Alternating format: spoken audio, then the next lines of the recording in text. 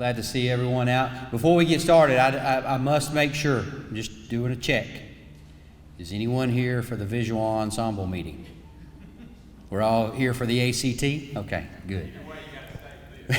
Well, we want to make sure. I mean, they're both important, but we want to make sure that we're in the right place tonight. But I want to welcome you all tonight for our ACT Parent and Community Night. This is the second version. We did this last night as well, and we had a great message and a lot of great speakers, a lot of great people here to talk about the importance of the ACT, the value of the ACT. I'm going to speak to that very briefly, and then I'm going to turn it over to our other presenters tonight, which I do want to introduce. First of all, I'm Wesley Hester. I'm the principal here at Thompson High School, and so again, I proudly welcome all of you to tonight's meeting. From there, of course, when I'm finished, Dr. Amanda Wilbanks is here, our Chief Academic Officer for Alabaster City Schools. She has some important remarks again about the ACT. And then, of course, going down the list of presenters tonight, we have a special guest from the University of South Alabama. Ryan Missanelli is here. He's a representative of USA, and he has, again, important information to share in regards to the ACT and what that means for college acceptance and requirements moving into college. After that, we have Coach Ross Newton, who is one of our teachers and coaches here at the high school, but he has an extensive background at the college level, and he's going to speak from a recruiting standpoint, mainly with athletics, but he has a message that he wants to share with you that we believe is very important for everyone to know. And then, of course, we have one of our parent representatives, Heidi Ramey, who is here. She's a tremendous asset to our school from a parent perspective, a member of the PTO, and also one of our members of the PTLA, Parent Teacher Leader Association, which we are a part of. All of our schools are a part of that in Alabaster City schools, and so we're happy to have her here tonight. And then, of course, our keynote speakers, of course, are here, and Sarah Cantrell and Christy Waller, and we will get to them momentarily. Before they come up, obviously, I will do a more formal introduction of them as we get started with their presentation. A couple of other people I certainly want to recognize and attribute to tonight and what's going on and why we're here. Obviously, appreciate Dr. Vickers and his presence here tonight, and he and his central office staff, and of course the school board. They're always very, very supportive of what is going on in our school system, and tonight, obviously, being very academic in nature, led by him, led by our school board, Dr. Wilbanks, her staff, of course, all of our principals. That is one of the things that is we're all very focused on in our school district when it comes to academic success and academic rigor, and being not only high academic achievers, but strong academic performers. And that's one of the things that I want to talk about. Before I do that, though, I do want to recognize a few other people. Of course, Mrs. Kristen Westwood, one of our assistant principals, curriculum and instruction, Mrs. Pam Vickers, who is our college counselor, and also responsible for making sure that we have our college representatives like Ryan. Haley was here last night, so I appreciate Mrs. Vickers for setting that up and coordinating that for us. Mr. Thigpen, Samuel Thigpen, one of our administrators here, facilities, event management, does a great job with that. And then, of course, Mr. Kelly Smitherman is also here. He's our 10th grade administrator, and appreciate him. I know Faith Bates and Devin Hensley. Faith, he just walked in the back. Hey, Faith. And then Devin, both members of our PTLA. So they're also responsible for the project readiness and what we're doing in terms of the PTLA. So again, we appreciate them. But moving back to what we were saying, or what I was saying about academic rigor and being focused more on building academic performers And that's what we're moving and shifting towards. It's been about academic achievement, and we've always based that on grades. And if you saw the communication that's went out about this meeting tonight, one of the key lines in the communication that was sent out was grades, good grades are not enough. And that's one of the messages tonight. A strong message tonight is we are going to talk about the ACT and why that's important, and why standardized tests and performance-based tests are so important to the success of our students. And not only the success of our students in school, but more importantly, the doors that it opens and the opportunities that it creates for our students as they move beyond high school. So we did intend for this message to be shared not only with our high school students and our high school parents, but also middle school, intermediate school. It's really never too early to start thinking about and preparing for your students, your children, becoming better performers on tests like the ACT because of the tremendous opportunities that it creates. So our focus is on how do we become better academic performers, better test takers. Of course, that also not only starts with test prep, and that's important, and that's one of the things that we've partnered with Cantrell and Waller, is how their curriculum and what they do for us in order to help our students become better and preparing for being successful on the ACT. That's one piece of it, and I know that may be what you're here tonight to learn more about, and that's great. There's another huge component that we're embracing in our school system that deals with the day-to-day activities and the learning that takes place in the classroom with our students. You may have noticed this, but this year we've had a tremendous focus on raising the level of rigor in our classrooms. And when we say rigor, what does that mean? Well, what that means is that we want our students to become better thinkers, deeper thinkers, to have to think more critically about problems, about scenarios, about projects, about activities that they're performing in the classroom.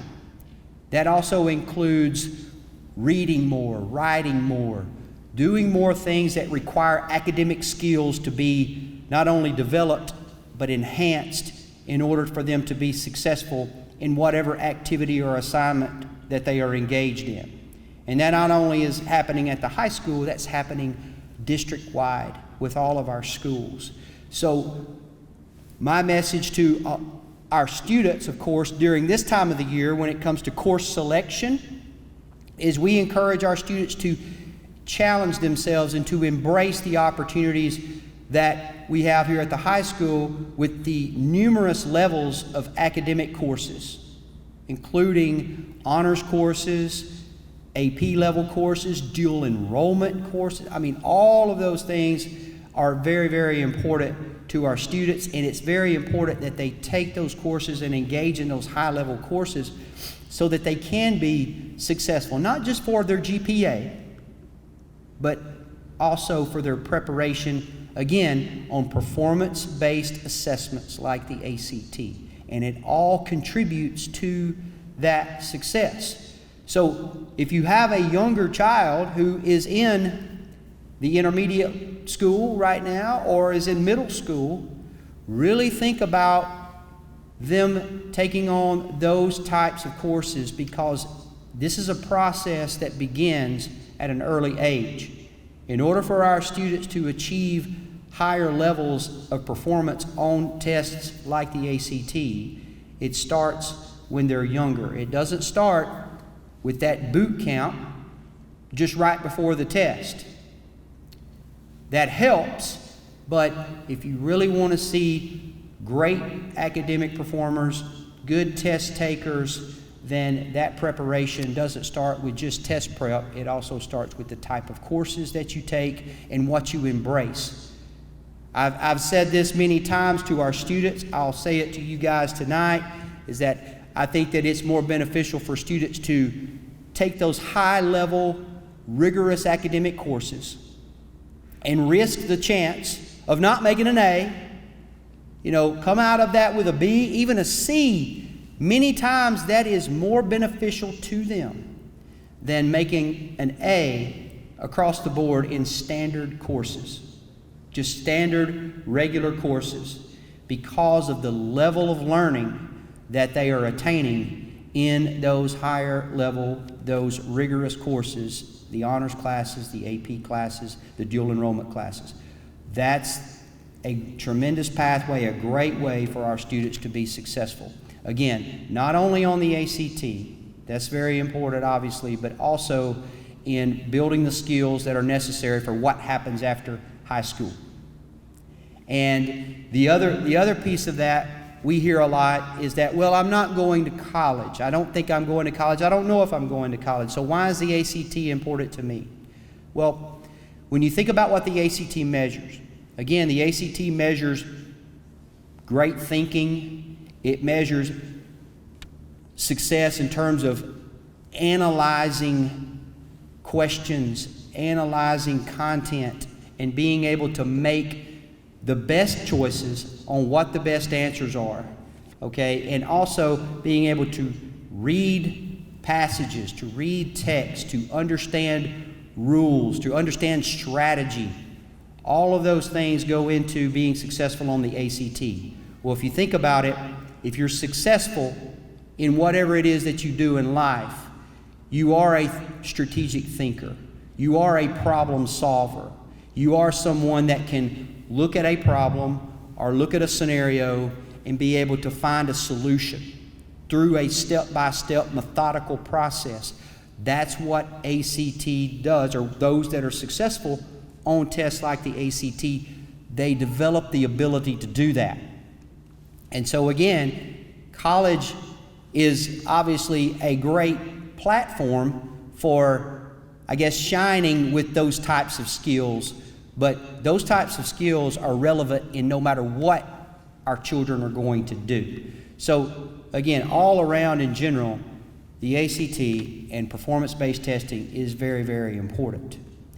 And of course, with our presenters tonight, they're going to share more detailed information about that.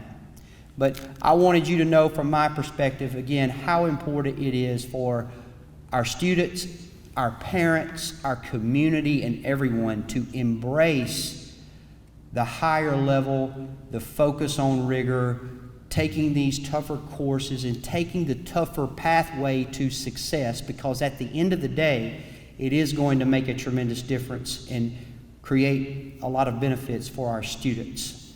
And so that's, again, my message tonight to you, and please share that message, because it is more than just a grade. Good grades are important. We're going to continue to celebrate those grades and that success on our students' transcripts, on the report cards, all of those things. That's not going away. But we also want to add into our mindset and into our thinking about how important it is to be great performers. I know not everyone, but a lot of people want to say, well, what if I'm not a great test taker? And that's the case. Some are better at taking tests than others. But what we have in terms of resources and what we want to present to you tonight, there is a way for even those that are not great at taking tests to become successful or more successful at taking those tests for their benefit. So again, that's our purpose for tonight. At the end of it, what we want is we want to develop better thinkers, better performers under pressure, because it is more pressure-packed when you're taking these types of tests. But we're going to acclimate our students more to that so that they can be more comfortable in those pressure-type situations. And then just developing better all-around students. Students who know how to achieve at high levels and make those outstanding grades, but also be able to take these performance-based type assessments and have success in those as well. And that's what is going to make them more attractive, more competitive, and when they go into the real world, whether that is college or whether that is their career, they will be more ready for success and they will stand out above their competition. And that's truly what we're after. So again, I appreciate your attendance tonight. At this time, I'll go ahead and ask Dr. Wilbanks, again, our Chief Academic Officer for Alabaster City Schools, to come forward and share some important remarks about the ACT. Thank you.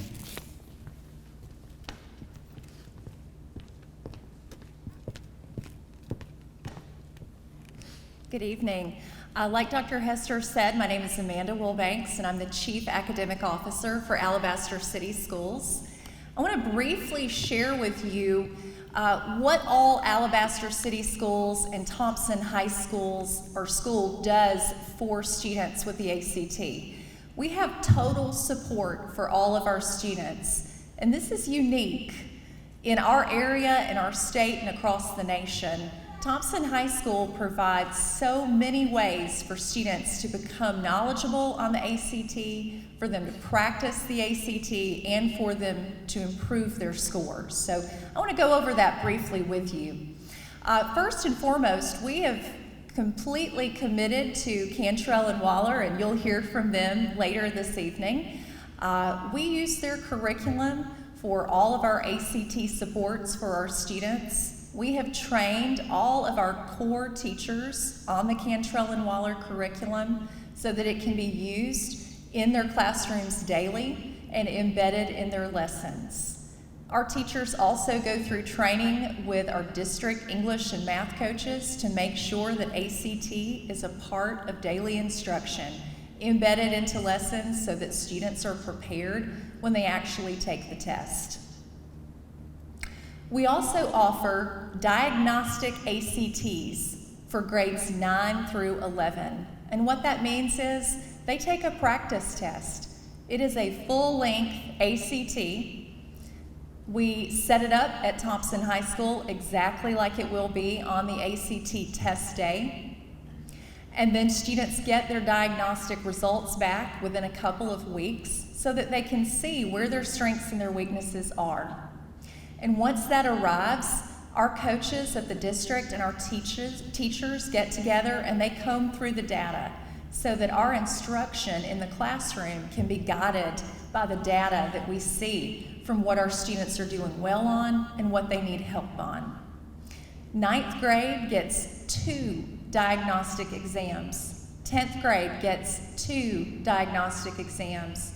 11th grade gets 2 diagnostic exams prior to the 11th grade state spring ACT exam.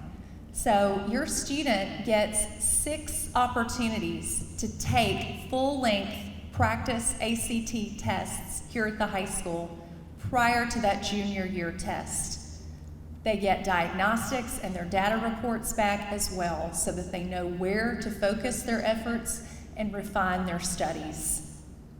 We also offer boot camps for all of our students. This week, Cantrell and Waller are here spending half to whole days with all of our students to ensure that they have that last minute information, practice, and tips prior to taking either their diagnostic ACT or for the juniors, their spring ACT on March 14th.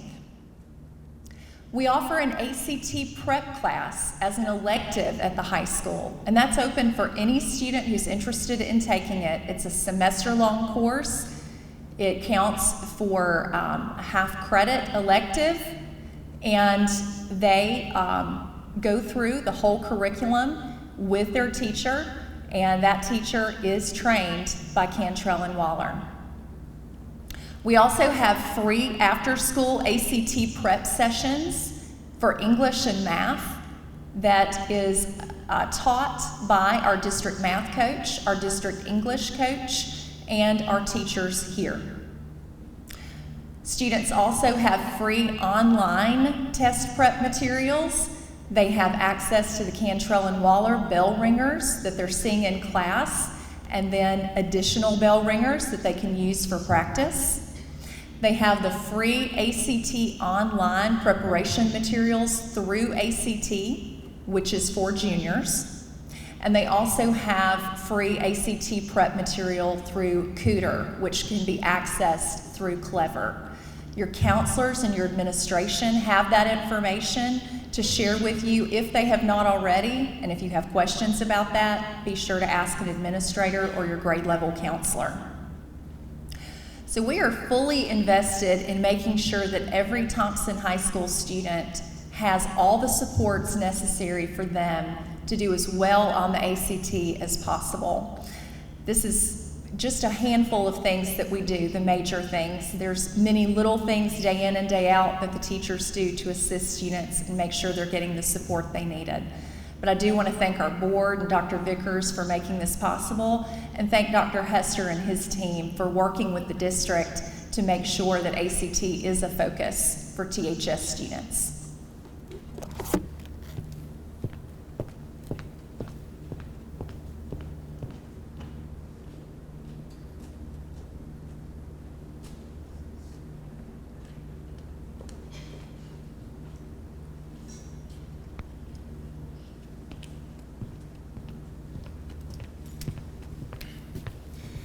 Evening, y'all. My name is Ryan Missinelli. I am the regional recruiter for the University of South Alabama here in the Birmingham area.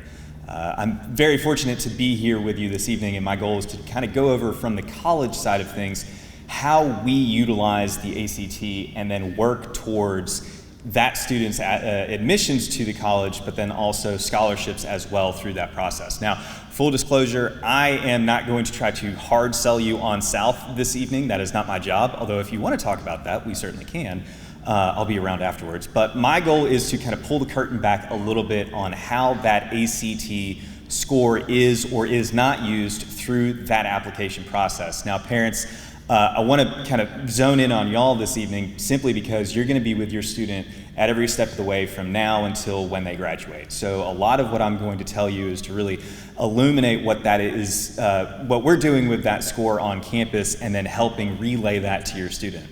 That said, I understand sometimes they do not want to listen to you, which is perfectly fine. Feel free to send them our way, right? Our way being any of the regional recruiters that are here in town for any of the other schools. I guarantee you we're going to echo exactly what you say, but also maybe help them understand it in a way that I think hits a little bit different. Now, to start off, and this is really going to be applicable to 90% of the colleges across the country right now, there are two different types of applications to college, largely, right? The first one is going to be utilizing those ACT or SAT scores in that application process, right? We'll call this a testing or a traditional route. It's what many of you probably when you went to college before had to do. If you've had older siblings, or older children that have gone through this college process, is probably the only option they had. That said, many of the colleges across the country now are moving to a test optional route in addition to this traditional application process. So what that means is a student does not have to submit their ACT score in order to be accepted to whatever that institution is, right? We're not going to get into numbers, right? Every institution is going to be a little bit different in terms of what those requirements are going to be. But I want you to put in your head two different types of applications. The first one's going to be using those ACT scores. The other one is going to be leaving those off to the side and not utilizing them. Now, from there, what we do as an admissions office is we're going to evaluate that student for scholarships and admissions kind of at the same time. So in terms of scholarships, there's really three types that we need to kind of put on your radar right now. Merit-based, departmental scholarships, and then these co-curricular scholarships, which are really not going to have anything to do with your grades. It's going to be 100% what that student has done outside of the classroom, right? Think leadership scholarships. So we'll kind of put that one off to the side. It does exist, but ACT or GPA does not really play a factor into those necessarily. What we do within the office is we're going to look at that student and base it off of what we have posted online, and then say, okay, well, their ACT is this, that meets this minimum requirement, so that is probably going to be this X amount of money, again, based off of the merit of their scholarly work throughout high school. Also, of course, including that ACT score to go along with it. Again, at the same time that we're doing that scholarship evaluation, we're also going to be looking at their admission to that institution. So for instance, if a student has a 3.8 GPA and an 18 on the ACT at the University of South Alabama, that would guarantee them admissions, right? That may not be the case for everywhere else, though. So, knowing that, what we would do is say, okay, well, they're admitted to campus, now let's go over and start looking at this scholarship. Well, unfortunately, that student, based off of that ACT score, is not going to qualify for any of our merit-based scholarships right out of the gate. Again, we have supplemental scholarships that we, as recruiters, will get them connected to. But, at the admissions level, that very first entry, that's kind of the step-by-step order of operations that we're going to go through.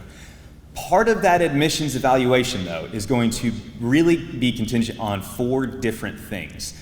GPA, test scores, if the student decides to submit them, that resume that they have, but then also the recommendation from their counselor or administrators at the high school level. It has been the case here in Birmingham with students that are interested in South that they have not met outright that requirement to be admitted. Well, that's okay. They can appeal that process, and a part of that appeal is where that counselor comes into play in terms of helping advocate for that student. We're very aware the last 2 years have been very weird, and that students working from home has not necessarily had the same effect as if they would have been in the classroom. We understand that, which is why we want to defer to the counselors in those scenarios. So again, right, very simple. A student has applied, right? They've decided to submit their ACT score. We're going to really evaluate them based off of that score, their GPA, kind of what their resume is, how they answer some of those supplemental questions, and then we're going to put them into that scholarship conversation. Very straightforward. Most of the time, it is a very clean-cut process. Now, that said, once we get them to this idea of, okay, well, yes, they can come to campus, we're going to take a look and make sure that we actually have all their information. Students, this one is for you. Please submit your high school transcript and your ACT score if you would like to come to college.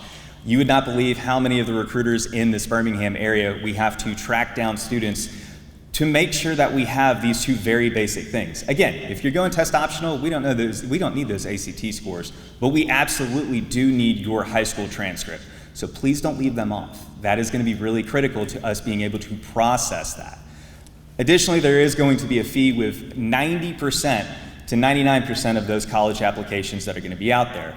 Now, that said, every year, both semesters, Alabama has a free application week. Now, the week that changes based on the year, based on the semester, but your counselors, your administrators at your high school will have that information. We have codes, we give out to students, we give it to them. It is the easiest and best way for many of our students to apply without incurring that cost across the application. And this is something that all institutions within the state of Alabama follow. So again, this is something that you should be taking advantage of, because if you're planning on applying to 5 or 6 different schools, each one of those is $30 to $50. Well, this can really start to add up. Students, if you got a part-time job, great, go for it, pay for it on your own. Parents, you may not want to do that, and that's perfectly fine, which is why we have free application week. Now, as Dr. Hester mentioned earlier, the value and rigor of the ACT is something that I really do want to dive into and emphasize for everyone in the room, because it plays into that type of scholarship that a student can receive based off of how well they do, right? So first and out of the gate, if a student has applied using their ACT, they're going to be eligible for more scholarship money. That's just a fact. That doesn't mean there isn't scholarship money available for those students who have applied test optional. However, without that ACT score, we have less to go on in terms of understanding who you are as a student, which means that we may not be able to give you that full ride out of the gate because we don't have that ACT score. So those of you who are obviously going to be taking it over the next couple of years, and certainly you juniors who are going to be taking it later this semester, the better that you do early, the more impact it will have on you later, quite literally in the amount of money you will have earned because of it. So again, if you are planning on taking the ACT again, or you're looking to take it for the first time, please study for it, because this is how we are able to get you the most amount of money. Looking at it another way, we want to reward the work that you have done at the high school level. The best and easiest way for us to do that is by you performing well on the ACT. Again, within the office, this is a very clean-cut process. They're going to speak a little bit earlier about what they found at some of the different colleges and how that scholarship breakdown is going to look, this is no different at South versus Alabama versus really anywhere else here within the state. Parents, this one's for you. As an aspect or a component to the scholarship money that we can offer to students, and we being the royal we of these different institutions across the state, that FAFSA is going to play a major role in it. Some scholarships are not awardable unless a student has their FAFSA in and on file with that admissions office. Largely that can be because of the way that scholarship is written. It might be a policy of that office itself. It really is going to depend on the institution. I mention this to you parents because you are the only ones that can do this for your student. Your student is not really going to be in a position or capable of submitting this online, and as a result, you may actually hold them back from receiving scholarship funding depending on when you submit that. So please don't skip that and dive into that as soon as you can for your student's sake, but ultimately for your sake as well, to alleviate the cost of attendance at wherever institution your student ends up going. Now, most, if not all of the institutions here in the state are going to stack scholarships. So a couple of minutes ago when I mentioned we have a couple different types, right? We've got merit, we've got departmental. At South Alabama, at Auburn, at UAB, these are all going to stack on top of each other. So the way that works for a student is if you have X number of dollars as tuition and X number of dollars in terms of what your housing cost is, well, if you have scholarship money that will then stack up to take care of that tuition amount, we can start then applying it to the housing, right? So it kind of rolls over. Lots of these scholarships will stack in a global sense, so it's just anything that applies to your student bill. Very few of them are only applicable for housing or only applicable for tuition. That said, I want you to ask your recruiter this question: do scholarships stack? Because without that knowledge, you may not be going into this conversation with the best level of information. And that's really what we're here for, is to try to help you make the best choice possible based off of you asking those right questions right out of the gate. Going back to that, right? In terms of stacking scholarships, certain scholarship types, and this is going to be very institutionally dependent, so please don't get bogged down in this, but I am going to put it on your radar. They require to have those ACT scores on file. Again, it might depend on how that scholarship is written, but going back to what we said before, if you've got the two different application types, using your ACT scores or deciding to go test optional, that student who is going test optional may not be able to find that scholarship or be awarded that scholarship money if that is part of the requirement. This is very dependent. There's no way to really calculate out for this. It kind of fluctuates from year to year in terms of what institutions are offering in terms of scholarships at that level.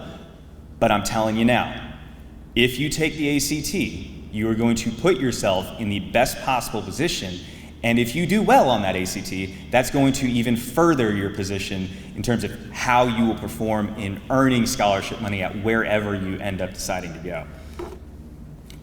Last thing before I get off stage is I want to kind of address something that there tends to be some confusion with parents and students in terms of utilizing your ACT score or going test optional.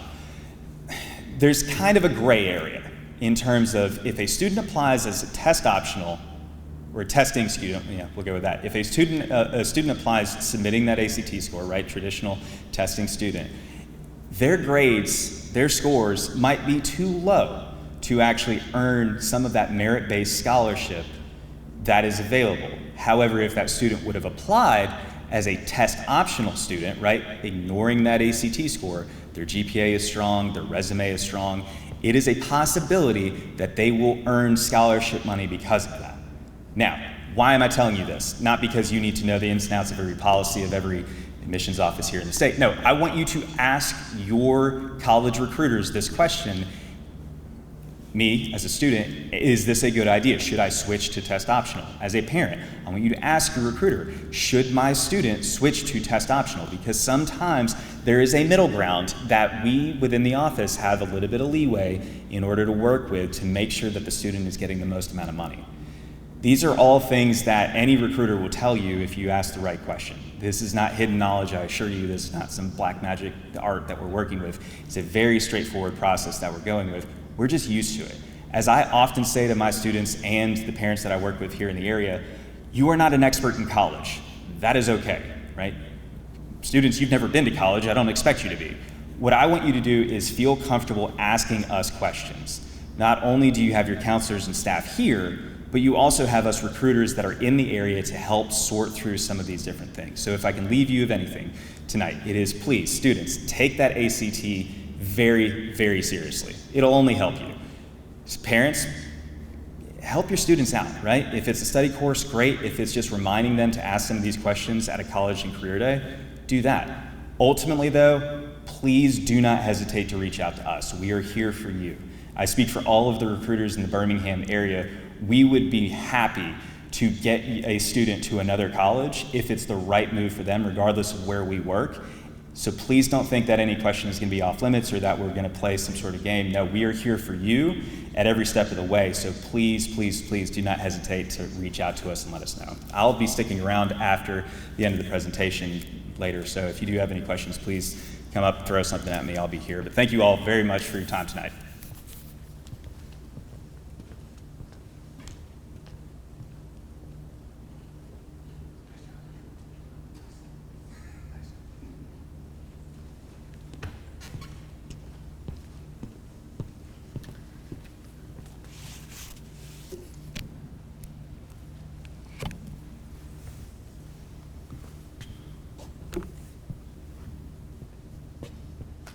Good evening. How's everybody doing?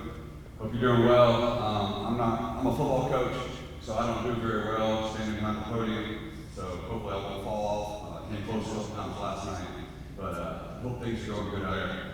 Number one, it's an honor to be here. I'll be quick with this stuff. It's an honor to be here. It's an honor to represent my past and knowledge, but to represent Thompson High School. Thank you, Dr. Vickers, Dr. Hester, for asking me to speak. And then I want to make sure, so I'm excited about that. You're here tonight, I'm passionate about the ACT and helping kids get to where I did it for 20 years, almost 20 years, okay? But parents, you get it because you're here tonight, okay? There's a good group here last night too. You understand this part, okay? Students are here, you get it. All right, but make sure you understand, Dr. Wilbanks hit it earlier, what Thompson High School and Alabaster City Schools, the investment they're making into your children to help them on ACT. That does not happen everywhere. Okay, it does not happen a lot of places. A lot of places it's on the parents on their own. Hey, that's out of school time. That's that. I have been so impressed this year in the amount of time and resources. So make sure you understand that what the school's doing for you. So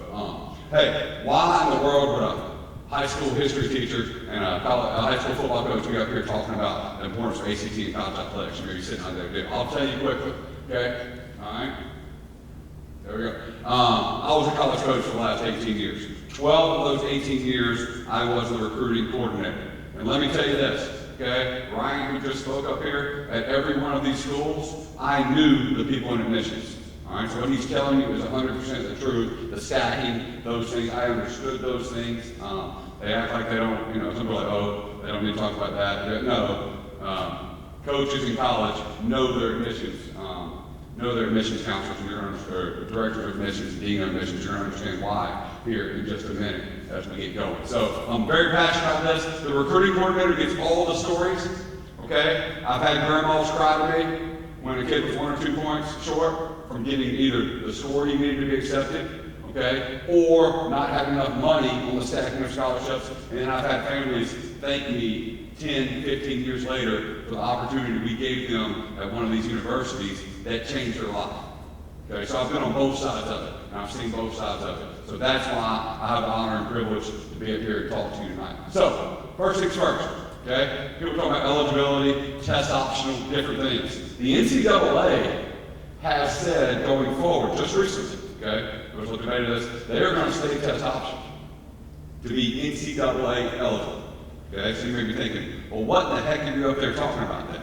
All I got to do is get eligible, and I go to college, I don't need to worry about ACT. I run cross country. I'm on the bowling team. I wrestle. I play football. I play basketball. I play baseball. All that sounds all good. All good and dandy. Okay, but there's a reason I'm here talking. Because eligibility is just a tiny, tiny, tiny piece of getting what you need to pay for college. Okay? Parents, real quick. Raise your hand if you got so much money that you don't need any help paying for school. All right, good. If you were, I was going to tell you to meet me out back here in a minute. All right, I'll stick around and talk to you, because we'll talk about some kind of side deal or something. But I mean, we all need help paying for college, correct? All right, everybody needs help paying for college. It's in this room. All right, it's part of it. So my talk is about money also. Okay, but quickly, I will tell you this. So eligibility piece of it, you're not going to have to, if you want to play college athletics, you're not going to have to hit a certain score to be eligible. But you'll see one a tiny piece here in a minute. And let me say this. My background, my focus athletics, well, it's the same thing for every extracurricular activity. All right, you'll see that here in just a minute what I'm talking about. Okay, first things first though, there are some schools, UCF, the most recent school I just worked at, is one of them that are still requiring tests for admissions, even if you play sports. You need to see that AA requirement. If the school requires it and it's not test optional, you will have to take that test. We had a kid at UCF 2 summers ago that couldn't meet it. Couldn't do it.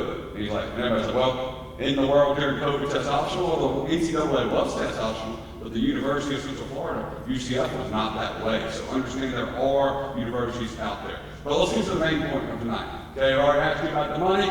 Okay, the main point comes from this fact right here, building on to the rest of it. Okay, 8% of high school participants play college athletics. That's Division I, Division II, Division III, FCS, 1AA, whatever you want to call it. All athletics. Okay? At Thompson, we're very lucky. Okay? It's higher than that.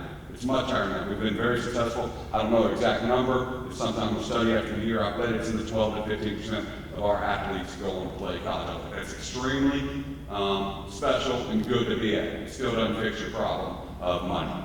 Okay? All of that, pay attention here. This is not 1.2. Y'all can all read, but let me make sure I explain this. This is not 1.2 of all high school athletes go on to be on full scholarship. This is 1.2% of the 8% go on to be on full scholarship. So odds of you being on full scholarship playing NCAA sports is minimum. And it's easy to talk about, hey, this guy signed with Alabama football, this guy signed with Auburn football, UAB football, wherever. You know, that's true. But you're going to see that's not the case for most sports. So if you can guarantee me your son is a Power 5 FBS player in a couple of sports, then you're probably good. And like I said, my focus on sports, but as I transition to sports, this is true for the band. The band doesn't give out full scholarships. The debate team doesn't give out full scholarships. The physics and water skiing team and whatever extracurricular you're involved in, dance team, does not give out full scholarships. So it goes back to what Ryan from South Alabama so beautifully said. It comes to stacking. Okay? And if you want to play NCAA athletics, all right, you're going to need stacking more than likely. The odds are you're going to need stacking to pay for it. The number one way to get stacking, he just said it, is to improve your ACT. So, who doesn't want to show me the money? All right, Rod Tidwell, Arizona Cardinals, Jerry McGuire, 96. Parents, I hope you get this reference. Show me the money! Show me the money! Show me the money! Show me the money!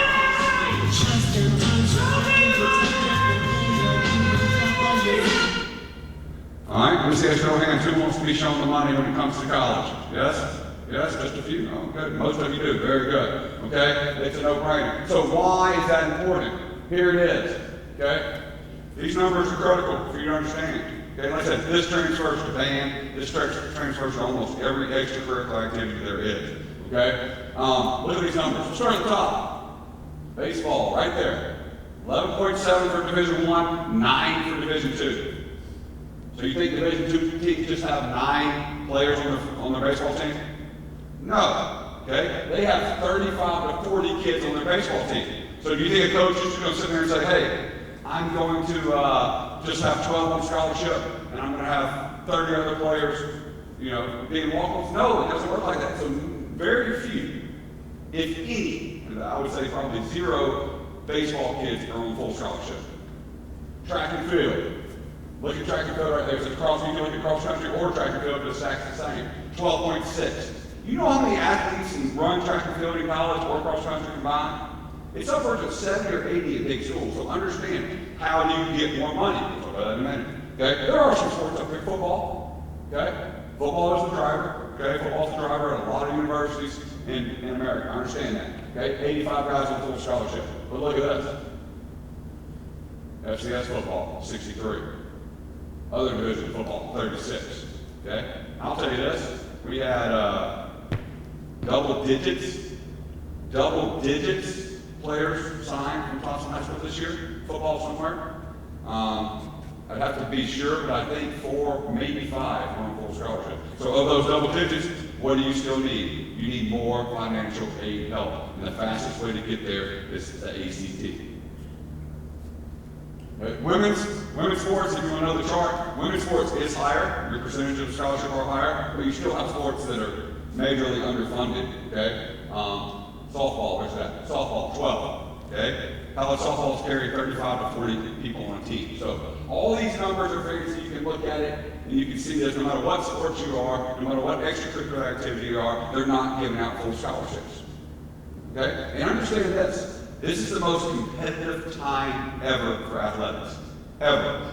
All right, to be a high school recruit. And the reason is the transfer portal. Okay, and I can talk for 3 hours about a transfer portal. That's not what you're here to hear about. Okay, all right. So it's the most competitive time. So make yourself marketable. So then, what do we do? Okay, what do we do? Okay, no doubt, college coaches recruit the best players. Don't get it confused.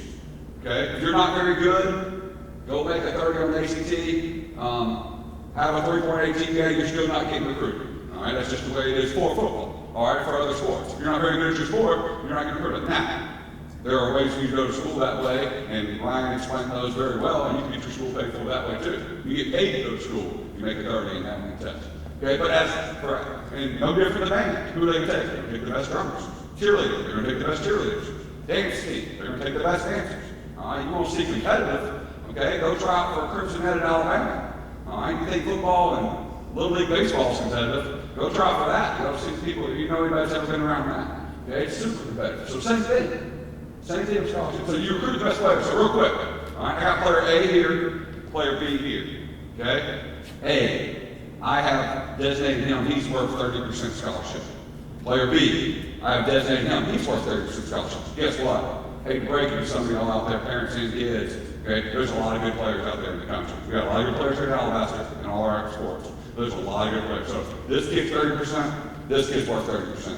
I gotta make decisions, right? I can't full scholarship everybody. What am I gonna do? I'll start looking at stacking. Term you need to know is when we go to college, okay? This school, and understand this, with sports, you can only stack academic scholarships. Only. You can't stack leadership. You can't stack any of the other ones that Ryan was explaining. So academic scholarships only accept. This kid, A, that's all I can get is at 30%. I can't get any more from admissions. You know, I talked to admissions about this kid over here, B, he's got an X number on the test that meets that school, because every school's different. Okay? Some schools of 22 can get you half tuitions. Some schools it takes 27 to get a few $1,000s. Okay? This kid can get another 15% because of his GPA, and get another 15% because of his test score, or 20% because of his test score, 30% of his test score. He's up at 80%. Which one am I going to recruit harder? Unless the 30% kid just tells me he's rich as can be, I'm going to recruit the 80% kid harder. So it's not just about the money you can get. Who am I going to recruit harder if I'm a coach for one of those teams where I'm playing with less scholarship numbers than I have full deal? Does everybody understand that? So that's how you decide. Make yourself marketable. You never know. As many ways as you can be marketable in that area. And obviously, the higher the financial package, the better for everybody. Okay? The higher the financial package, the better for everybody. So, I'll be around a little bit too. If you need any questions, I'm on there. I can't say it any better than that. Higher ACT equals more cash. Period. There's not a school in the country that's not that way. And like I said, the majority of people in athletics and extracurricular activities, you're going to need that. You're not going to be on full scholarship. You saw the numbers there, and so take it serious. Do your best. Parents, dive into the resources for this, and let's continue to get our ACT up. So for a lot of reasons, but a huge reason is to help you pay for college, which we all know is getting more and more and more expensive every year. All right, thank you very much. If you need anything and you don't see me, all my contact information is on the Thompson High School website. Thank you. Walk around too tonight. Do you want it? Yes, I'm a walker too. Oh. Yes, I need that too. Sorry. Thank you. All right, good evening. I'm Heidi Ramey. I am the parent representative, so I'm going to talk to you from the parent standpoint for just a few minutes.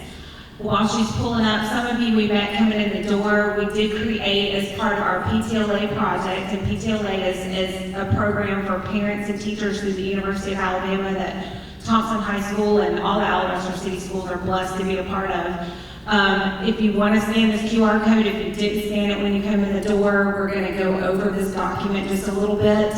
And it's a document that hopefully we're going to keep adding to here at Thompson High School, and something that you can continue to access, and it's going to give you a lot of information. So take a second and click on that and download download this document that we're calling Project Readiness. So what is Project Readiness? Let's see. And while she's pulling that up, I just want to tell y'all, I listened to the program last night, and I went home. I'm the parent of a 10th grader and a 5th grader. And I went home and I talked to my 10th grader, and I was blown away. I was real close. Like, you guys are going to be blown away with what they're going to tell you. I have been so close so many times recently to signing up and paying for a very expensive ACT prep for my child. And I went home and told her, I said, did you know that you have access to all these things? And she said, no, I have no idea what you're talking about. And I said, child, please read your emails. How did you not know? So we are so blessed, and I just want to echo everything that Dr. Hester and everybody, Dr. Wilbanks has said, that I just recently registered my 5th grader for 6th grade. She had more more honors options than the 10th grader did 5 years ago. She had more elective options. So they are continuing to increase our children's options. I do work for a corporate nonprofit. I visit schools all over the state of Alabama, and I ask the questions. I say, what do you guys have here? Do you have academies? What kind of classes do you have for your children? And a lot of them can't say that they have what we have. And then they ask me where my children go to school, and I say Alabaster City Schools, Thompson High School, Thompson Intermediate School, and they say, oh, they go there, and I said, yes. I said, we are so blessed. But I'm going to get on with Project Readiness. So why did we call it Project Readiness? We called it Project Readiness because we said that what do your students have access to here in this building to get them ready to go out there? And when I say out there, I don't mean just college, but I also mean into the job skills market that they also have access to. So Project Readiness is designed to increase parent and student engagement and knowledge in areas of academic rigor, ACT, honor societies, student organizations, and college and career readiness. So I'm not one to try to sit up here and read through the PowerPoint, so I'll let you read most of this. But most of this on this slide has already been covered, and like they said, they are implementing this into our children's everyday academics that they're getting, even all the way down into the 5th grade. I'm seeing it even with my intermediate student. I'm seeing it with my 10th grader who's in honors history, some of the stuff she's bringing home. It's not just memorizing facts anymore. It is analyzing documents and, different things, deeper thinking. And some of our kids, struggle with that. I know it's something that, I looked out and I said, wow, I said, I don't even know how to answer some of these questions sometimes when they come home and they ask for help on their homework. So they are getting that every day. So this information has been covered. I'm not going to go over that, but I would pay attention. And wonderful ladies from Cantrell and Waller are going to tell you about this, but I would pay attention to the benchmarks that they're going to talk about, because a lot of those are required for some of our dual enrollment classes. So to speak to dual enrollment, I know that they are continuing to add these classes every year, and our kids are so beneficial to be able to have those, because it is a less costly option for your children to earn both high school and college credit and meet the more advanced diploma requirements. It also gives them a glimpse of what college courses will look like and how college professors approach that learning. I was telling my daughter the other night, college professors are not as lenient as some of your teachers. You know, they run their classes very differently. So it is a great glimpse. And I know if you're sitting in here and you have a middle school or maybe even an intermediate school student, you're just blown away by all this. You're blown away by the options. I know 2 years ago when I was, registering my daughter for the 9th grade, I said, am I sending her to a high school or am I sending her to like a junior college? Because our kids just really do have so many more options than we had when we went to high school, depending on where you went. I know for me, 25 years ago, going to Thompson High School, we had nothing like this. We had, you took the ACT, I took it one time. I made a score high enough to get in any school in the state, and I didn't think about it again. I don't even know that I prepped for it. I just went and took it. But I didn't have counselors here that I was on the radar for scholarships. I didn't have those opportunities, and our kids just do, and it just blows me away. Let's see. So AP and honors, same thing, like Dr. Hester said, these are your classes that are going to encourage you to be deeper thinkers and to really test you and to get into that, what they call rigor, which was a new term for me that I had never heard before. So those are, again, great options if you don't want to go the dual enrollment, or if you want to do some dual enrollment and some dual enrollment and some AP, excuse me. Again, great options as far as our career academies. Our students are blessed to have these. They give them possibly a head start in a career path, whether it's a skills certification where they can go straight to the workforce. Some of our students are leaving here with great certifications and are making very good money right out of high school. Some of our students, like my daughter, she is in the health sciences. She has decided she wants to go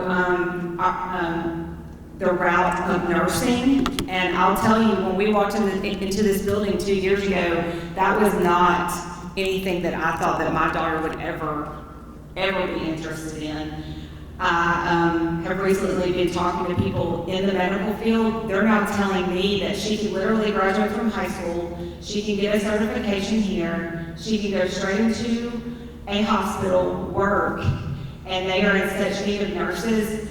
There are different nursing homes, hospitals that will pay for her to actually go to nursing school. So our students, again, have great opportunities, and also on the flip side, they can try some of these classes out, and maybe they find out that's not what I wanted to do. I thought I did, but maybe now that I've tried it for a year or so, no, I don't want to do that. So then they're not going to college and wasting your money, their money, trying to figure that out.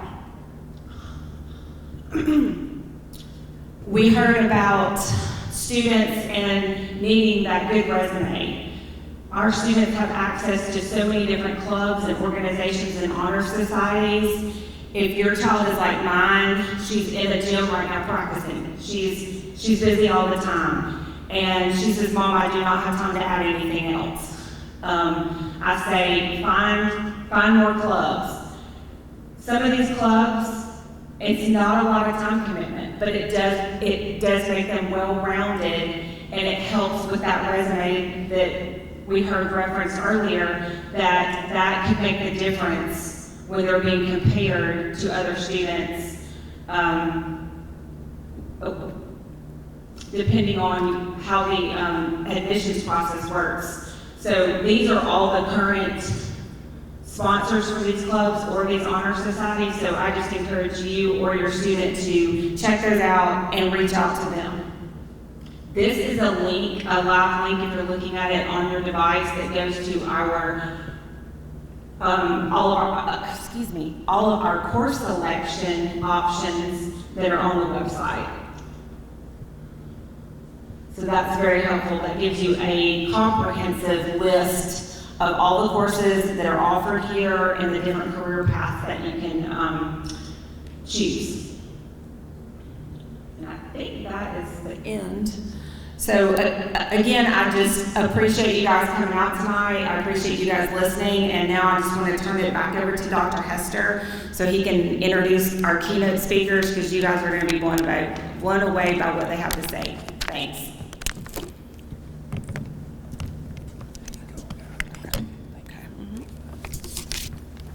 Heidi, great job. Thank you very much. Obviously, we've already heard some great information tonight, but now we will move forward and introduce our keynote presenters tonight. I do have a formal introduction of them that I want to share, and some of you may have already seen it if you reviewed some of the information that was pushed out a few days ago in regards to this presentation tonight and last night. But Sarah Cantrell and Christy Waller, again, they're tremendous partners for us this year, and we're looking forward to continuing working with them. They are licensed teachers and gifted and talented specialists, and they are passionate. Both of them are passionate about using their roles as educators to help students achieve success on standardized tests. In high school, Sarah and Christy were both named National Merit Scholars and Governor's Distinguished Scholars based on their ACT, PSAT, and SAT scores, allowing them each to attend college on full academic scholarships. Because their own lives were changed by the opportunities afforded by college entrance exams, Sarah and Christy have dedicated their careers as educators to helping students achieve their own goals with standardized tests. Today, Sarah and Christy work as curriculum developers through Cantrell and Waller Preparatory Services, consulting with school districts like Alabaster City Schools and across the country to develop personalized curriculum solutions to increase student test scores and admittance to post-secondary institutions. So again, we are very proud to have Sarah and Christy with us, not only for the curriculum that they provided and the support that they provided for our teachers, but also for events like tonight to share more with you all about what they do, how they do it, and of course about the ACT. So welcome to the stage, Sarah Cantrell and Christy Waller. Thank you very much. Good evening, everybody. How are you? That always feels so fancy to me. So we are just a couple of teachers, you guys. We are from Arkansas, and that's what we do, is we teach kids. And so we are so glad to be here today with you guys. Thanks for letting us borrow your students for the week. We're having a good week with them. So I wanted to kind of share with you how our story has kind of unfolded. We were hired at Cabot High School, which is a large Central Arkansas high school in, of course, Arkansas. What we were hired to do is be their gifted and talented specialists. And they gave us each 6 classes a day that we taught a class that was helping kids raise those ACT scores. So over the years that we were there, we developed some curriculum for our own students to help them raise those scores. So about 5 years ago, no, it's been, 12 years ago, when Arkansas moved to using the ACT as the assessment for all juniors, just like you guys have done here in Alabama. All of a sudden, that curriculum that we developed for our own students in the classroom kind of became a little bit more valuable maybe for surrounding districts, because now they were testing all of their juniors. And so we had the opportunity in those early years to kind of show our curriculum to some other teachers and have them use it with their students. And when their students were able to be successful with it, this slowly kind of morphed into a full-time job. So for the last 5 years or so, Sarah and I have gotten to work with teachers like those here in Alabaster, and then with students, just like we're getting to work with your students this week, and kind of share with educators and students all that we've learned about what it takes to raise ACT scores.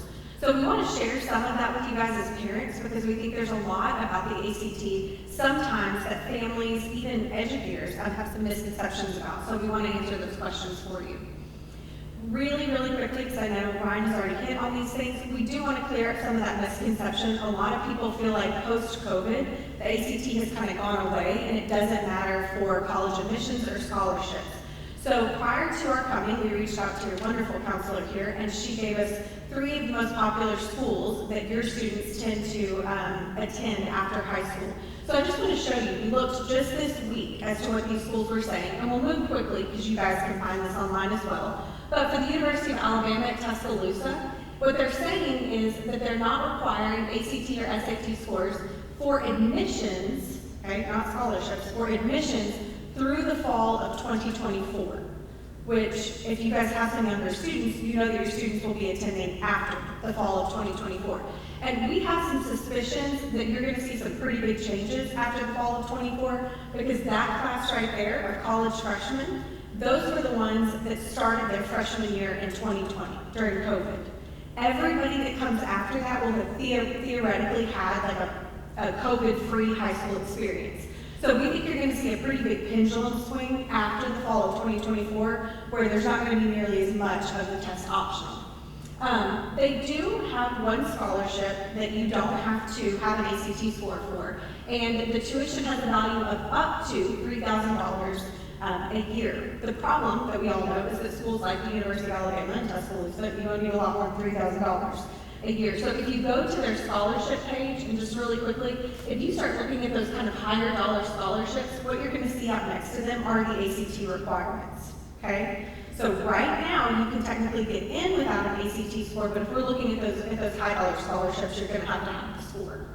The same thing is going to be true at other schools. So if we look at Auburn, their statement says that they have extended the test flexible option for first-year students, and when we looked at the fine print of what that was, on the test flexible option, I think that's a very interesting use of words, it says applicants with at least a 3.6 GPA who cannot secure a test will be considered for admission under our test optional pathway.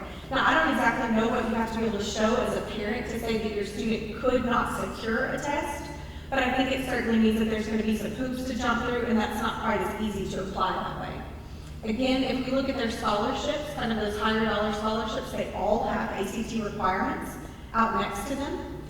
And the third school that we looked at is the University of Alabama at Birmingham. They do have the most kind of broad test optional policy up here, so it says that students don't have to have a test score to apply or to be considered for scholarships, but there's 2 important notes here. The first one says that that decision is final and cannot be changed. So if your student opts to submit an application without an ACT score, that's a final decision. If they go back and get a great ACT score, that's not something they can come back and add on later. But probably the most interesting thing for us is this little note at the bottom. It says the scholarship awarding process for test optional students is proprietary information and not available to the public, which is very fancy speak for we don't really know if we are applying as a student, we don't really know how we're being assessed or considered for scholarships. Now, I'm not saying they're doing anything underhanded or shady or anything like that, but the bottom line is it can feel a little bit like shooting in the dark as a student to not know if you have everything that they're considering for those scholarships. So to reiterate what everybody said, your kids have the highest possible potential of getting some scholarship money if they're taking that ACT. Okay, so what we'd like to do with you right now is kind of show you guys some of the things that we do with students. So I'm going to do a thought experiment with you guys. And what we have the kids do is to consider for just a moment, what if they were baseball players? Okay, so I want you to pretend that you are a high school baseball player. Now, I do not know if you are a high school baseball player back then, or if you know anything about it now, but I will tell you one thing about high school baseball players, and that is they know their game. Okay, high school baseball players have been playing baseball a good long time.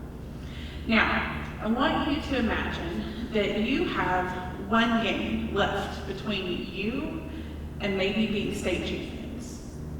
Okay, but when you get down to the field on that game, the officials say to you, okay guys, so today, here's what we're gonna do. We are going to determine who the best team in the state is, and we are going to play a game of cricket. Well, this is a problem, right? Nobody knows how to play cricket. But you can look up here and see this picture, and you can see that there are some very baseball-like things happening, right? There is pitching, and there is batting, and there is catching and running, and such things as this. Okay, now these are skills that baseball players have, but they don't know the rules of the game. Okay, this is a situation we're in with ACT. We have these guys that come to us that have very good skills as far as school is concerned, because they have been playing that game for a while. Namely, when they come to a test in school, they have some certain expectations. Number one, if they want to get a good grade on the test, what are they going to do beforehand?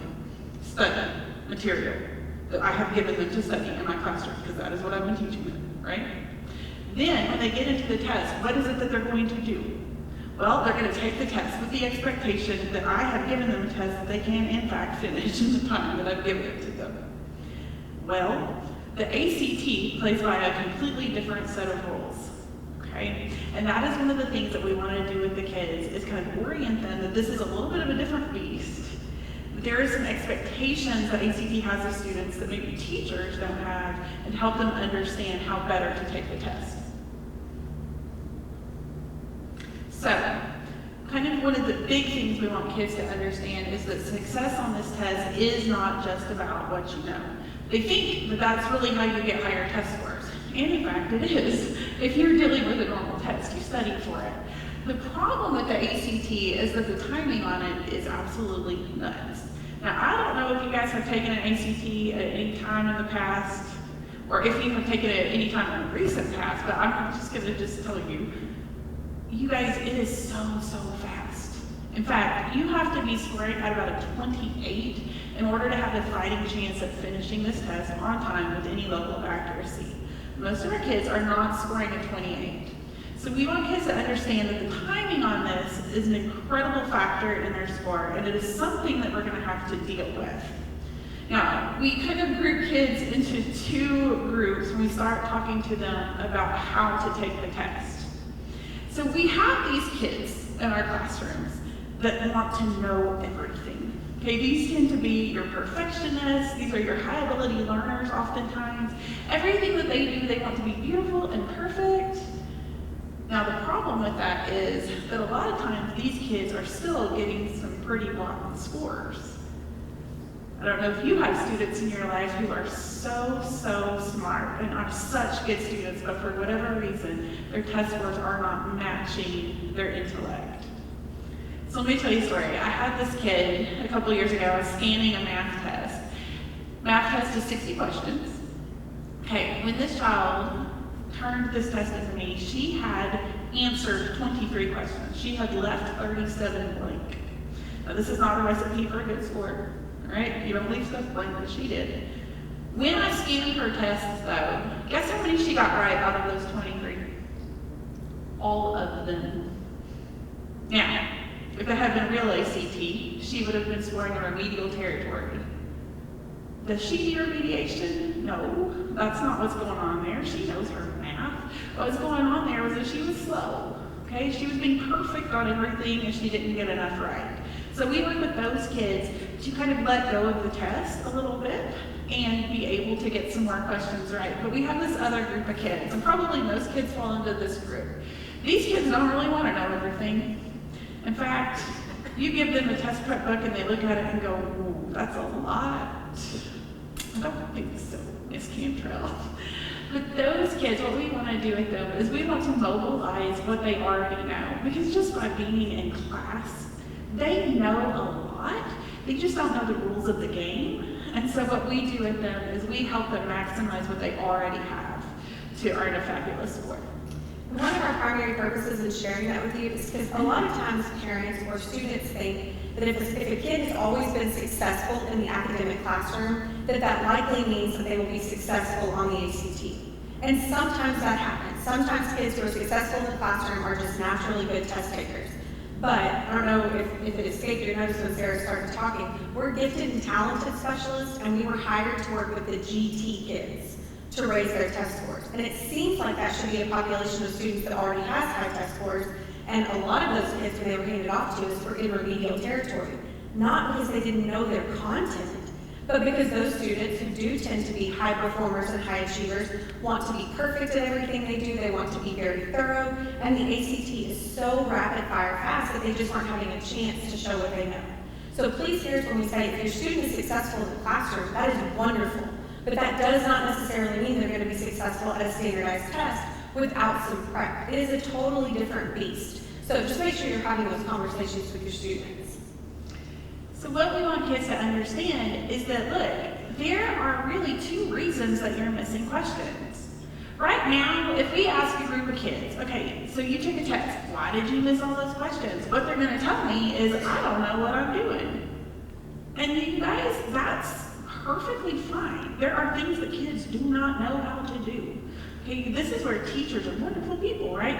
This is well within our wheelhouse. We like to go and we teach the kids the things that they do not know. Okay, this is content. Now, just a word, your 9th graders and 10th graders are taking this test. There's lots of things they don't know yet, but they will. And so one of the things that we want to make sure that you guys know and that the kids who are taking it know is you are not expected to know all of the things yet. That this is a way for us to measure progress and expose you to how ACT is testing. That content will come as they are taking classes. But the other reason that kids are missing questions has to do with the time. And they don't even realize this a lot of times.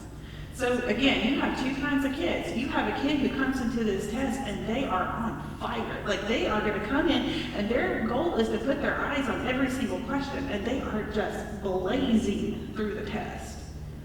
Well, you know what? When they're doing that, they're not doing anything well. They're going so fast that they're not really engaging with the material, and for that reason, they're missing questions.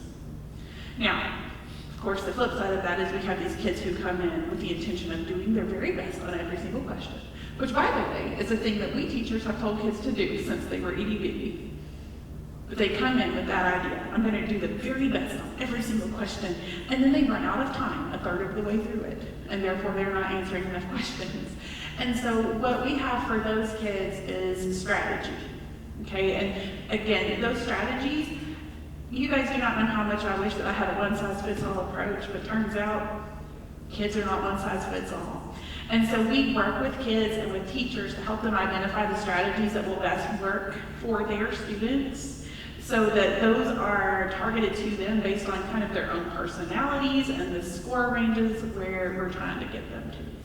And before we move on from this, if you have a 9th, 10th, or 11th grade student here at Thompson High School, they have an account at our website. And if you haven't seen that yet and you want to be able to look at that with your student, we'll make sure this evening before you leave that you know exactly how to log into that. But all of our curriculum is 2-pronged. We have the content there from their diagnostic test, but we also have all of that strategy material that you can look at with them. Now, this is all supplementary because your teachers here at the high school are already going over this with them. But we want to make sure you guys as families know that when you get home, you can follow up on that, or your student can review those things. Just a quick note, this whole idea of the timing, I'm convinced, plays a big part in why a lot of our students feel test anxiety. They don't feel test anxiety when we give them tests in the classroom because we have reasonable expectations. The students know what they were supposed to have studied, and they have long enough to do it. They feel anxious when they get into the ACT because all the rules feel completely different, and they haven't necessarily been taught those rules yet. When we arm students with great strategy, we see all the time their anxiety levels come down because they understand how to play within those rules and be a lot more successful. Okay, so we're going to take a quick look at this score report. So, as Sarah noted last night, this is an official ACT score report if your students take an official ACT, meaning the one your juniors are going to take here on March 14th, or if your students of any age have ever signed up for one of those Saturday tests. Now, the diagnostic tests that your students take here at the high school, you're getting data reports back from us that look a little bit different. They give you some great information, but they don't look identical to this because it's not an official ACT. On that note, all of the diagnostic tests that your students take here from 9th to 11th grade are real, actual ACTs. They're just ones that have already been given, and so then they're available as practice tests. But what your kids are practicing on is the real deal. So those scores are reflective of how they would do on a real test. So if we zoom in right up here to this top corner and we start with the composite score, this is what people are referring to when they say, you know, I have a 21 on the ACT. And it's nothing more than an average of the 4 section scores. So that's going to be math, English, science, and reading. Okay? They're all weighted equally. You just take the 4 section scores, add them up, and divide by 4. If it ends in a 0.5 or a 0.75, it does round up to the next whole number. There's a writing test on the ACT, but it does not factor into their composite score. Okay? Some schools ask for a writing score, a lot of schools don't. That's a different story for a different day. So I want to talk to you about this little bit over here about the ACT College Readiness benchmarks. So those are represented by the purple lines in this graph, and I'm going to make that bigger so that you guys can read it. So benchmark is a really interesting thing from ACT. And I want you to understand that ACT benchmark is something completely different from benchmark in the way that you've probably always heard it used. In fact, I would hazard to say that ACT has kind of created their own personal definition for this word that is used nowhere else in the world.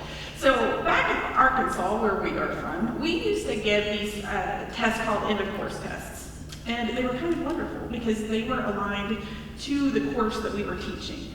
And our whole idea and expectation for us as teachers was that our kids benchmarked in the tests. Okay, we use the word benchmark to mean that our child or student had, in fact, demonstrated a minimum level of proficiency. Okay, we tend to take that definition into the ACT, and I want to caution you about that because ACT uses the word benchmark to mean this. What they have done is they have done some research wherein they have correlated scores on this test with an eventual grade in a first-year college course of that subject. Okay, so the benchmark for English is an 18. So ACT's benchmark says that if you score an 18 on your English test, you have a 50% chance of making a B in your Comp 1 class.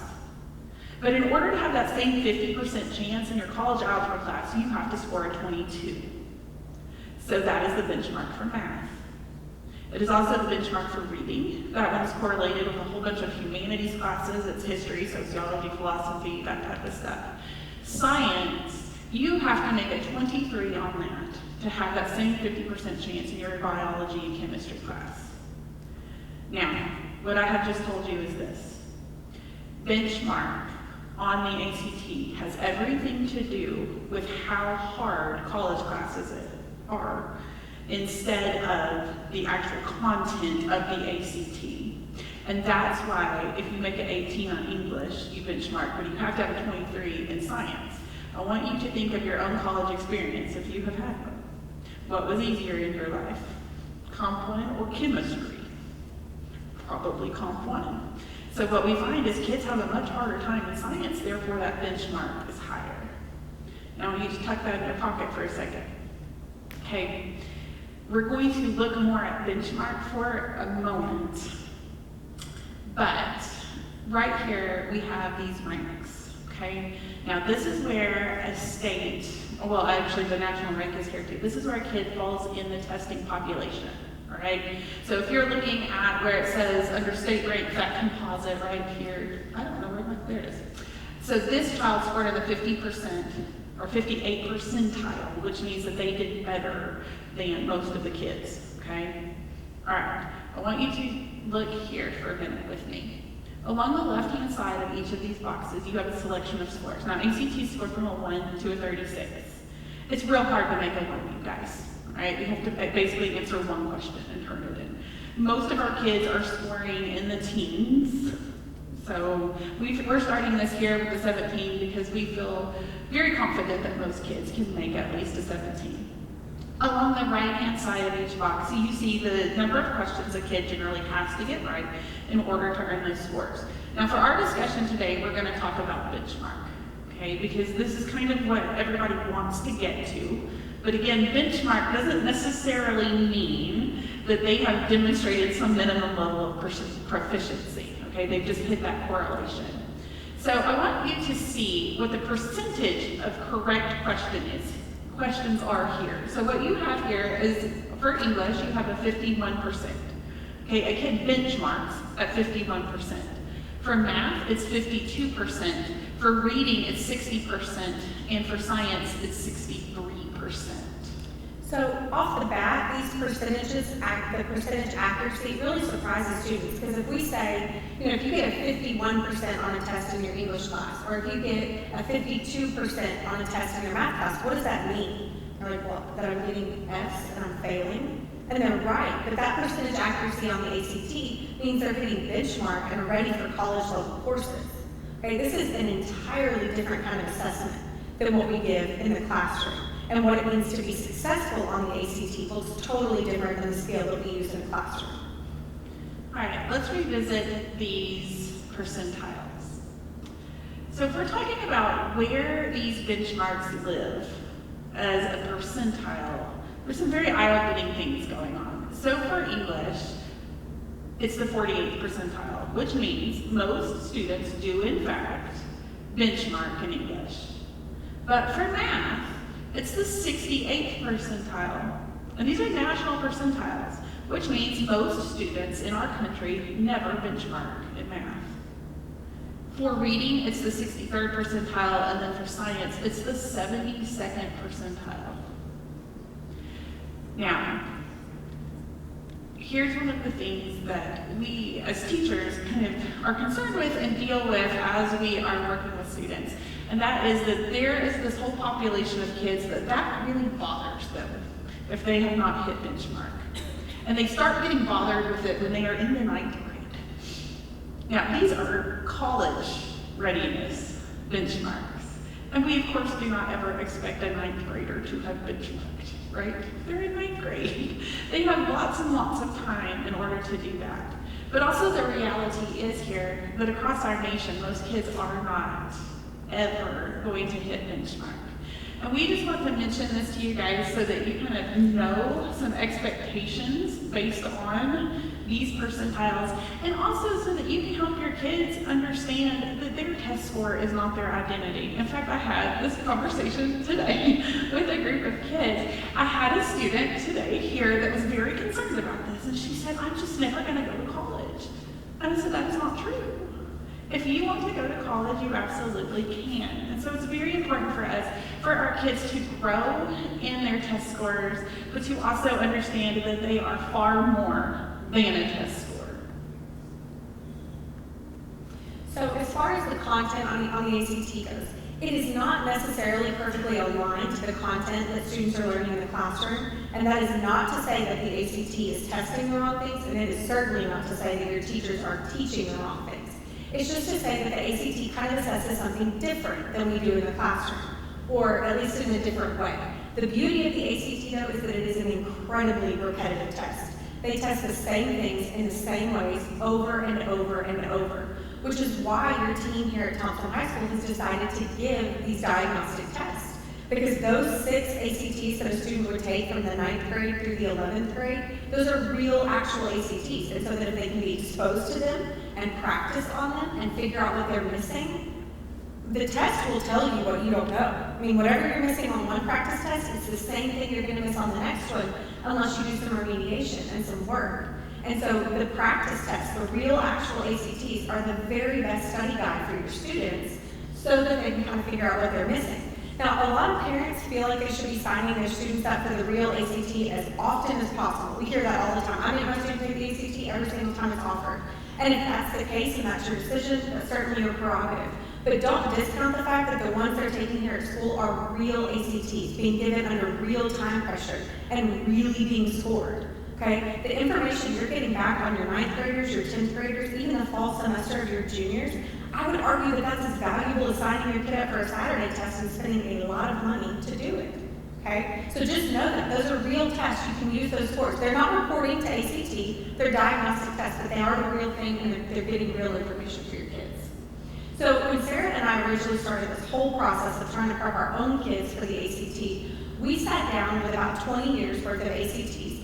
And so we're talking about thousands of test questions, and we sorted them into what we call teachable classroom skills, skills that students would actually recognize. If you ever look at an ACT score report, the way they divide the skills up is a little bit vague and confusing. It's not super helpful. If you tell a kid they're struggling in geometry, it's a rather broad category, okay? So we sorted thousands of questions into these skill buckets so that we could group them together and help students understand exactly what ACT was testing. So if I look at all of the comma questions across 20 years, I can figure out exactly what ACT is testing about commas and give them that practice, or we can do that with any other skill. And I want to point that out because when you look at your student's account on our website, it's going to be organized in a certain way. So again, if you haven't had an opportunity to look at your student's account, we'll make sure that you know how to do that. But they have all of the content and curriculum that matches the diagnostic tests that they have taken so far, okay? So for example, if you look at their English for one of their diagnostics, you're going to see these drop downs with things like apostrophes, commas, all those sorts of things. Those are my skill buckets, okay? Those are the skills that the English test is divided into. And if you click on any one of those things, underneath that is going to be a little lesson. They're very short, 5 to 7 minutes, of everything a kid needs to know about that skill for the ACT. But the other thing that's going to be under there is an explanation video for every single question from that diagnostic test that fits that skill. Sarah's got the math divided up the same way. You'll find the same thing for reading and science. So if you'll take your student's data report that you got back, that score report, you can see every single question that they missed, and they can go right in this account and watch a video for every single question that they missed. If they realize they're missing a lot of a particular type of skill, we'll go check out that mini lesson and do some review. Again, this is supplemental to what your teachers are already doing in the classroom, but this gives your student an opportunity to go back and review something if they were potentially absent, or if they just need to see something a few more times to let it click. All of that's going to be available to you.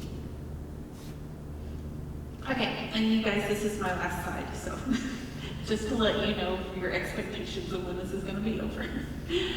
One of the things we get asked a lot by parents of younger kids is what do we recommend to do prior even to getting to high school? And so what I wanted to let you guys know is, first of all, it is never really too early to start building a reading habit. So if you have an elementary school kid or an intermediate school kid or a middle school kid, what I would recommend is that you help your student build a good reading habit.